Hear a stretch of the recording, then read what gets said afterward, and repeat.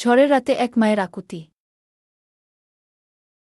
শুরুটা ছিল শান্ত, একটি মা বিড়াল আর তার বাচ্চারা পুকুরের ধারে বসে খাচ্ছিল। কে জানত প্রকৃতির খেয়ালে নেমে আসবে এক ভয়ঙ্কর ঝড়। মুহূর্তেই সব লণ্ডভণ্ড। প্রবল বৃষ্টিতে চারদিক ডুবে গেল, অসহায় বিড়ালছানাগুলো ভেসে যাচ্ছিল। মায়ের চোখে শুধুই আতঙ্ক, কিভাবে বাঁচাবে সে তার সন্তানদের। ঠিক তখনই এক দেবদূত এল।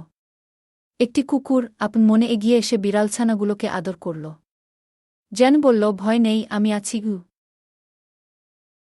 কিন্তু সুখ বেশিদিন ছিল না।